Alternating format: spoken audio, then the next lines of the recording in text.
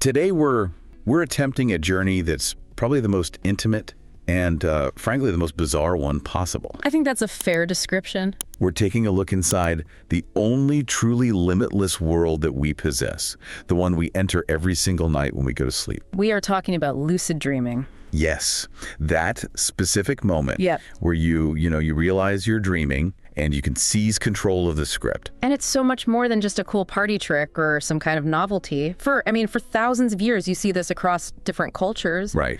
The realization that you're dreaming while you're still asleep has been treated as this really powerful tool for enlightenment, for therapy, for deep psychological exploration. Exactly. So we're moving way beyond the basics here. We want to dive into the mechanics, but also the implications of being the director of your own nocturnal reality. Yeah. Our mission here is really to unpack this experience, not just as a neurological thing, but as a profoundly personal power shift. Right. We've got sources covering everything from these really meticulous training techniques to the deepest psychological hurdles, and just the sheer emotional force of knowing the world around you is entirely built by your own subconscious. So we're really trying to understand what happens when that moment of realization hits. And the rules just vanish. Exactly. The objective is kind of twofold.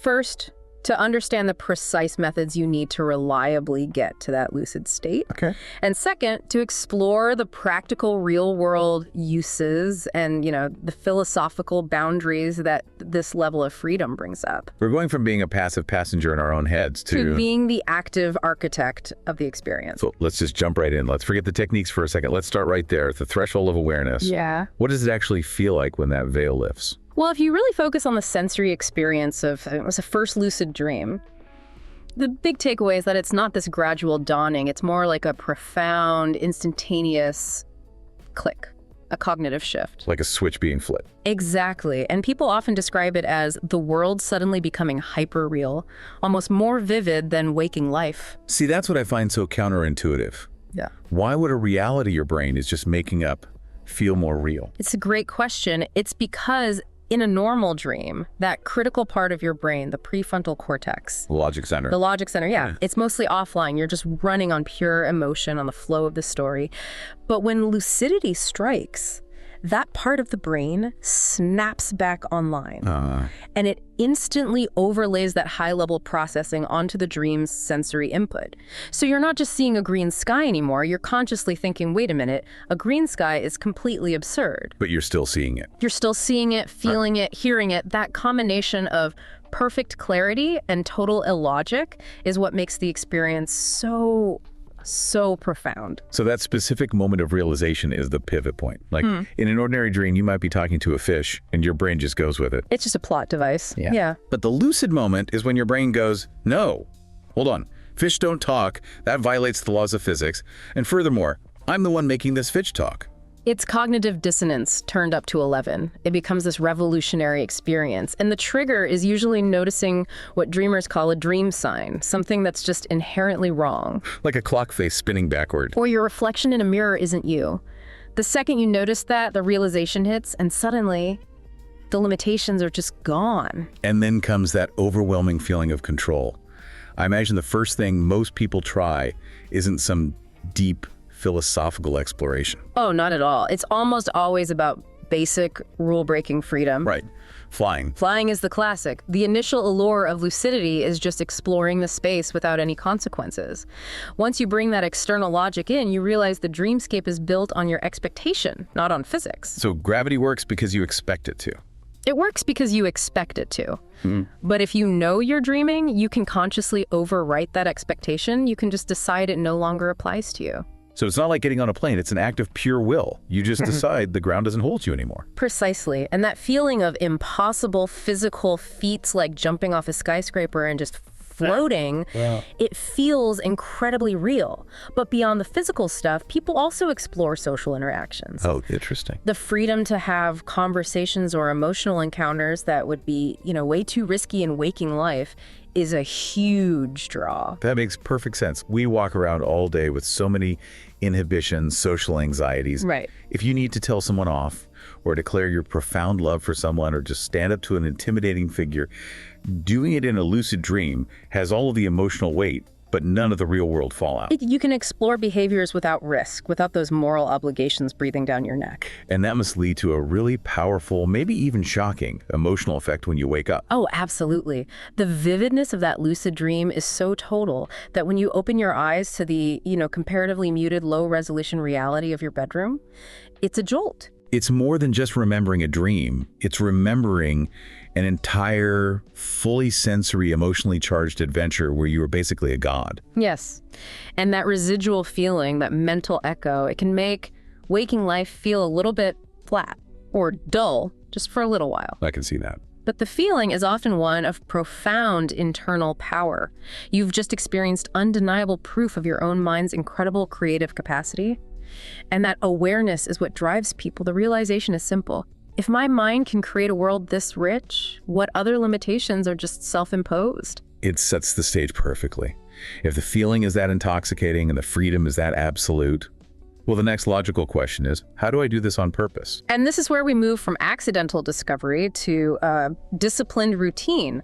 Becoming a reliable lucid dreamer requires training your mind to do something very difficult. To be self-aware at a time when it's supposed to be resting. Exactly, and it all starts with the preparation phase. The foundation, which everyone talks about, is dream journaling. Mm-hmm.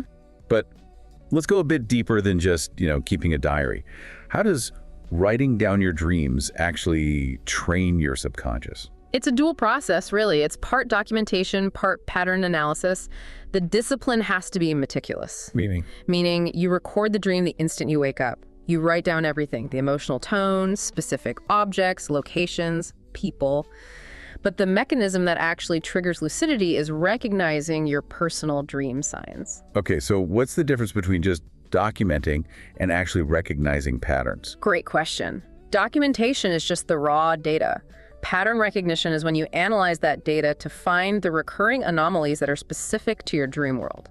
So for me, it might be that the lights are always flickering in my dream houses. Exactly. For another person, it could be that their deceased grandfather always shows up holding a specific red book.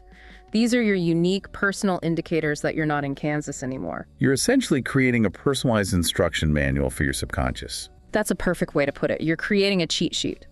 So when your sleeping mind sees that flickering light again, because you've logged it a dozen times, a little part of your brain goes, "Warning, anomalous pattern detected." You're training your sleeping mind to notice what's out of place. Precisely.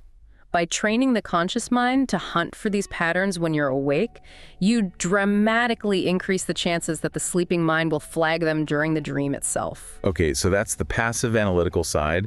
What about the active side? Daytime reality checks. Right. This is the strategy of performing a critical test so often during the day that the habit just bleeds over into your non-critical dream state. The key is intention, though, isn't it? It's not just glancing at your hands. Intention is everything. A reality check is stopping whatever you're doing and genuinely, seriously asking yourself, am I dreaming right now? And then performing a test that's designed to fail in a dream. Let's talk about the specific examples because they're so crucial. Why checking your hands? What's the deal with hands? Hands are the classic example because in dreams, the brain often struggles to render complex, small, symmetrical details consistently. Oh, it happens. So, in a dream, you might look down and count 6 fingers, or 7. Or your hands might look blurry or sort of rubbery, or they might even start to dissolve as you look at them. If you make a solid habit of looking at your hands 10 times a day in real life, the one time you do it in a dream and they look wrong, It's an immediate trigger. it's an immediate lucidity trigger. And the other big one is reading text, looking at words, looking away, and looking back. Also incredibly powerful. Text in dreams is notoriously unstable. If you look at a street sign, look away, and look back, the words will have changed. They'll be gibberish or just rearranged. Why is that? Because the dream state doesn't maintain stable memory for complex, abstract symbols like letters. So if you try to read the same sentence twice and it changes, you know for a fact you're dreaming. So we've trained the mind to look for patterns with the journal, and we've conditioned it to check its environment with reality checks. Now let's get into the more technical stuff. Holding the door open. The advanced techniques for falling asleep while maintaining attention. This is where it gets challenging. We're moving into specific protocols. The foundational method here is often called WBTB. Wake back to bed. Wake back to bed. It's exactly what it sounds like. You set an alarm for about 4 to 6 hours after you fall asleep. You wake up, stay awake for maybe 20 minutes, and then you go back to sleep with the intention of becoming lucid. Why does that brief interruption work? What is it doing physiologically? It ensures that when you return to sleep, you drop almost immediately into a long, deep period of REM sleep. Which is where the most vivid dreams happen. Exactly. REM is where dreams are most vivid, most memorable, and most conducive to lucidity. Waking up like that also boosts a neurotransmitter called acetylcholine in the brain, which is linked to wakefulness and memory, and that helps you maintain awareness as you drift off again. Okay, so WBTB sets the stage. Now, how do we actually introduce lucidity into that REM cycle? This brings us to mild. Mild E, or mnemonic induction of lucid dreams. This technique is all about autosuggestion and rehearsal. Okay. So while you're lying there in bed after your WBTB interruption, you repeatedly affirm your intention. Next time I am dreaming, I will remember I am dreaming. It's more than just a mantra, though, right? There's a visualization part. Critically, yes. After you state the intention, you take a recent non-lucid dream from your journal. You visualize yourself back inside that dream, you find a dream sign, and you mentally rehearse performing a reality check and becoming lucid. You're practicing the moment of realization. Over and over until you fall asleep. The last thought in your head is that intention in that rehearsal. That seems like a gentler way in. But the really advanced one, the notoriously difficult one, is wild. Wake-initiated lucid dreams. This is the tightrope walk we mentioned earlier. This is where you try to keep your mind awake while your body falls asleep. That's it. You're trying to maintain full, unbroken conscious awareness as your body drifts off. You have to find that perfect balance. The body has to surrender to sleep paralysis, to atonia, but your mind has to refuse to follow it down. That sounds absolutely exhausting. You're literally fighting the biological process of falling asleep. It requires extreme relaxation paired with intense mental vigilance. As your body enters that paralyzed state, your mind starts to experience what's called hypnagogic imagery. The light show behind your eyelids. Exactly. Swirling colors, geometric patterns, sometimes even realistic figures or voices and sounds that happen right before you fall asleep. And this is where most people fail, I'd imagine. They either get scared by the images or just the effort of staying aware keeps them awake. It's the moment of truth. You have to observe the hypnagogia without engaging with it, without getting scared. You maintain a single point of focus like counting or visualizing a simple shape until those images coalesce into a stable dream scene. It's a knife's edge. A total knife's edge. If you panic, you wake yourself up. If you relax too much, you just fall into a normal, non-lucid sleep. Mastering wild means you use that visual noise of the transition as the doorway. You walk directly from waking consciousness into a fully formed lucid dream. That is an incredible amount of mental discipline. But even if you master getting in, you still have to deal with the scary side of that sleep-wake boundary. Right. Because while lucidity is all about control, the path to it is full of moments of total vulnerability. We have to talk about the darker side, the terrifying clarity of sleep paralysis. This is genuinely one of the most frightening experiences a person can have. Your mind is wide awake, you know where you are, but your body is completely, totally locked down. Physiologically, it's just an untimely overlap. It's a glitch in the system. It happens when you wake up while your brain is still flooding your muscles with the chemicals that induce atonia for REM sleep. So your brain wakes up before your body gets the memo to cancel the paralyze command. That's it. And psychologically, what happens is your brain, which is still half in a dream state, interprets that total physical immobility as some kind of external force. It feels like something is holding you down. And that's when the hallucinations start. That's when they start. And the sources show that these hallucinations are universal across every culture.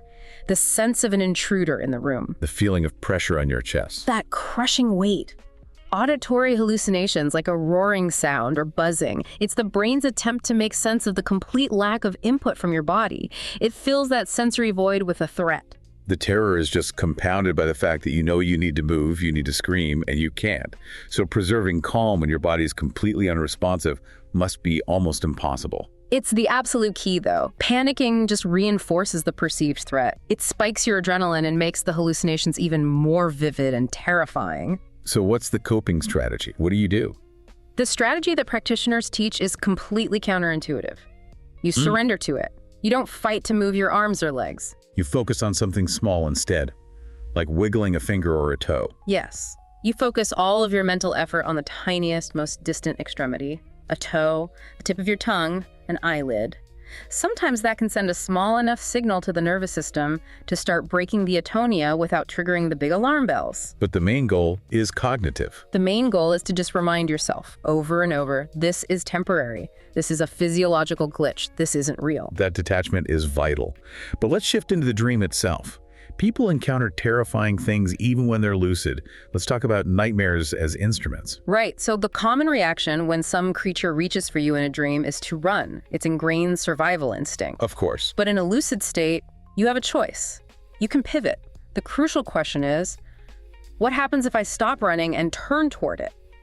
This is where we get into some really interesting psychological territory, almost Jungian concepts. The monster isn't some external thing. No, it's a manifestation of your own shadow self. It's repressed fear or unresolved conflict or guilt that your subconscious is packaging into a narrative threat. So when you stop running, you're essentially calling its bluff. By denying the symbol its power, you are asserting conscious control over the story. The monster is only powerful because you're afraid of it. When you confront it, you're really just confronting a repressed part of yourself. What does that confrontation look like? You just stand your ground? You can, but the most powerful move is often communication. You talk to the monster. You ask it, why are you chasing me? Or what are you trying to tell me? And the monster, now that it's been forced out of its simple chase narrative, often undergoes a startling transformation. It changes. It might dissolve, or it might turn into a helpful guide, or it might just speak and articulate the very source of your anxiety, a problem at work, a fear about a relationship. You're turning the nightmare from a menace into a tool for self-discovery. It's internal alchemy. You're learning to interpret your own terror and integrate that shadow part of you back into your psyche. But there's another kind of scary that doesn't involve monsters. A different kind of disorientation. Yes. The looping reality of a false awakening. Oh, this is the ultimate mind game. The experience of thinking you've woken up. You get out of bed, you go to the bathroom, you start making coffee. Yeah. Only to realize, through some tiny little anomaly, that you're still asleep. It's like a Russian nesting doll of reality. You wake up, you feel that relief of being back in the real world, and then you try to turn on a light switch and it doesn't work. Or you look at the clock and the numbers are just symbols. And you realize you're trapped in an even deeper layer of the dream. And sources say this can happen multiple times in a row. A feeling of cyclicality. Yes.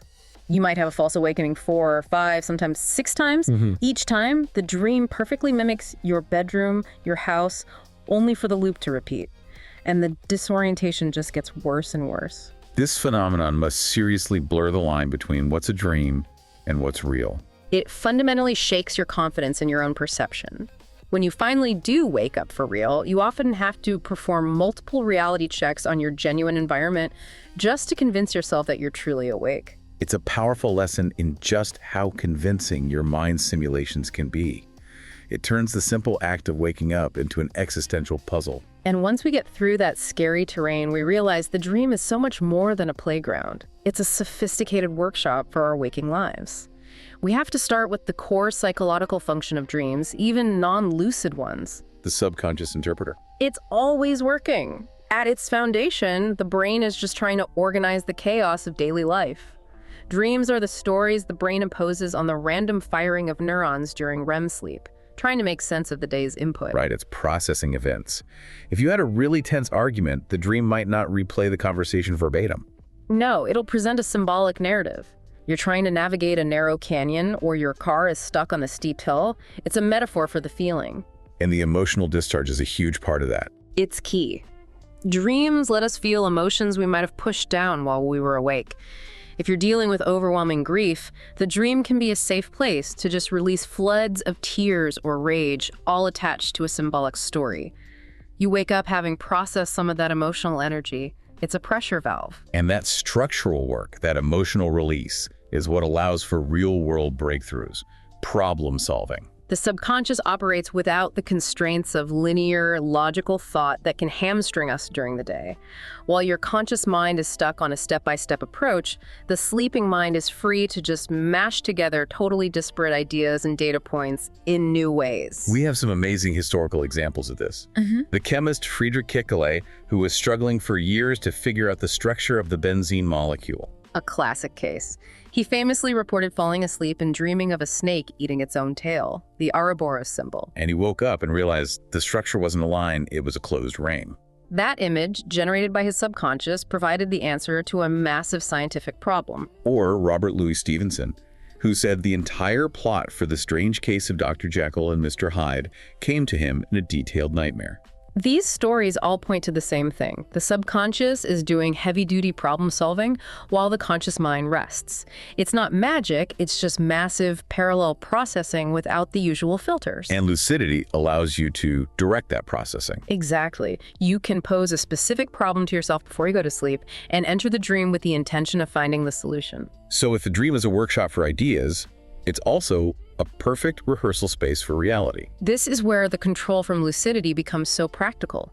Dreams are a safe practice space. The neurological activity when you rehearse a motor skill in a lucid dream, say, playing a piano, closely mirrors the brain activity of actually playing it while you're awake. So a surgeon could rehearse a complex procedure. A public speaker could practice a huge presentation. And your brain treats it as legitimate, meaningful practice. It's zero stakes, high-intensity repetition. But maybe even more impactful is rehearsing social and emotional scenarios. Practicing difficult conversations. And saying the things you're too inhibited to say during the day. We bottle up so much. We really do. And in a lucid dream, you can create a perfect, non-judgmental version of the person you need to talk to. You can deliver that raw, unedited monologue without any fear of damaging the relationship. The act of just articulating it must be therapeutic in itself. Yeah. You're rehearsing a psychological victory, overcoming your own internal censor. And even if you're just talking to a projection of that person, the practice translates into real courage when you're awake. It builds confidence. It lowers the anxiety around the future event. It's the ultimate sandbox for your emotional and intellectual growth. It really is. So moving beyond the practical applications, we get into this territory of profound emotional resonance, the real mysteries of the dream state. And let's start with maybe the most moving aspect, visits from the past. The question of why our loved ones, especially those who have departed, return in our dreams with such incredible clarity. When a relationship is severed, especially by death, the psyche just struggles. There's a lack of closure, a sudden void. The dream provides this perfect, loving replica of that person. Generated from your deepest memories and your need for attachment, it's the psyche's way of maintaining that connection, or maybe achieving some kind of emotional resolution. The conversations in those dreams feel so real. They're often therapeutic. You get to say the goodbye you never had the chance to, or they might offer some comfort or one last piece of advice. The interaction fulfills a need for connection that waking life just can't satisfy anymore. It's a form of self-directed grief therapy, really. But this leads us into the more mysterious, maybe fringe phenomena, precognition. Prophetic dreams. Yeah, you have to approach this one carefully. You have to balance the really powerful anecdotal evidence with some rigorous scientific skepticism. So what's the skeptical argument? 2 main points. First, the law of large numbers. We have thousands of dreams every year, and we forget almost all of them. The few we remember will inevitably, just by sheer chance, contain elements that seem to align with future events. Statistical probability. Exactly. And second, our minds are masters of retrofitting a narrative. We unconsciously mold the vague memory of the dream to fit the concrete details of the future event after it happens. Okay, that's the logical filter. What's the other side? The other view asks, is it just coincidence? Or is it the subconscious predicting likely outcomes based on all the data it's accumulated? I mean, our subconscious minds process so much more information than our conscious minds do. So an expert stock analyst might be consciously tracking a dozen variables. But their subconscious is tracking hundreds. The news, historical trends, micro-expressions on a CEO's face during an interview. The dream then presents a scenario, a market crash, not through magic, but because the brain has already done the complex predictive modeling. It's just pattern recognition on a level we can't consciously access. Right. If a dream foretells a car accident, it might be that your mind has observed all the little preconditions, a worn tire on a friend's car, that they seem overworked, their bad driving habits, and the dream is just the final output of that risk calculation. The dream is a messenger for high-level probability. It's amazing how neuroscience can start to explain things that used to be seen as purely mystical. And then we get to the really intriguing, though highly debated, reports of a collective subconscious or shared dreams. These are cases where multiple people, often who don't even know each other, report dreaming about similar symbols or scenarios. Usually after some significant cultural event, a major tragedy, for instance. Why are these instances so compelling? They seem to challenge our whole idea of consciousness being a purely individual thing. Well, they resonate very strongly with Jung's theories about archetypes and the collective unconscious. The idea is that if an entire culture is focusing its anxiety on, say, a natural disaster, the deep symbolic vocabulary of fear and loss flood imagery, fire imagery, is universally accessible to everyone in that culture. So if a lot of people are worried about climate change, they might all dream of rising uncontrollable water, not because it's some psychic link, but because the foundational archetype of chaos or overwhelming force is the same for all of us. So it's a shared symbolic resonance. Exactly. When the collective subconscious is stressed, it generates similar imagery. It reinforces the idea that deep down, our narrative systems all operate on a universal symbolic language. We've covered the mechanics, the mysteries. Now let's explore how the experience itself changes over a lifetime and what ethical responsibilities come with this level of control. Let's start with dreams over time. The brain changes, our needs evolve. So the question is, do lucid dreams become rarer or deeper or more meaningful as we get older? We know that REM sleep, where the most vivid dreams happen, often decreases as we age. So there might be fewer opportunities, but the quality seems to shift dramatically. How so? A younger person often uses lucidity for play, for fantasy, flying, creating things. Right, for exploration. But as you mature and you've accumulated decades of psychological baggage, the lucid dreamscape has much richer, more complex symbolic material to work with. So the need for play might diminish, and it's replaced by a need for wisdom or consolidation. Exactly. An older practitioner might use that lucidity not to fly, but to have a deep therapeutic conversation with their own inner critic, or to finally resolve a conflict from 30 years ago that they project into the dream. They become less about external exploration and more about internal therapy and self-integration. They're deeper, maybe rarer, but definitely more meaningful. They're focused on emotional processing and reconciliation. And that shift is critical because it leads right into the really profound challenge of the ethics of unreality. This isn't just an abstract philosophical question. It's about your own internal integrity. Is there morality in a place where nothing is real? I mean, it's a private, consequence-free environment. There are no external victims. It's a huge debate for any serious lucid dreamer. So if you intentionally do something highly destructive or immoral in a dream, knowing that the dream character is just a projection of your own mind, where do you draw the line? Where's the boundary of what's permissible? Well, many ethical frameworks argue that while the actions have no external victim, they can still reinforce negative psychological pathways in your own mind. It's a concept sometimes called moral leakage. Moral leakage, can you explain that? How does rehearsing being a villain in a fake world contaminate your waking mind? The brain learns through repetition.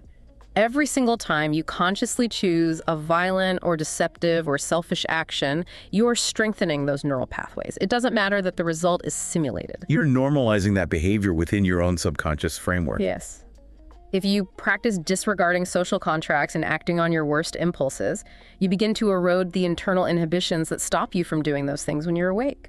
So it's a battle for your own character. You have to decide if you want to use this ultimate freedom to practice virtue or to rehearse villainy. That's it, exactly. Lucidity forces you to confront your own shadow and ask, what kind of person am I when all the rules disappear? If you use that unbridled control to satisfy destructive impulses, the dream becomes a moral laboratory where the results are imprinted directly onto your waking self. It's a sobering thought that the ultimate freedom in the dream world comes with the ultimate internal responsibility. The dream is a mirror, and if you smear that mirror, the reflection you see when you wake up might be subtly and permanently changed. So we've journeyed from that first jolt of awareness. Through the disciplined techniques of mild and wild, we've navigated the terror of sleep paralysis and debated the deep philosophical responsibility that comes with absolute control. And through it all, we've seen how the subconscious works tirelessly to interpret, to heal, and to innovate. The power of the sleeping mind is just undeniable. Whether it's solving the chemical structure of benzene or providing that emotional closure you needed with a lost loved one, the dream state is an active, essential part of our own self-development. And we've established that the boundary between the dream and reality can be astonishingly thin, especially with something like false awakenings, where you can cycle through layers of false reality, feeling completely awake each time. So before we send you back into your own world, let's leave you with that provocative thought, linking the dream world directly to your current moment.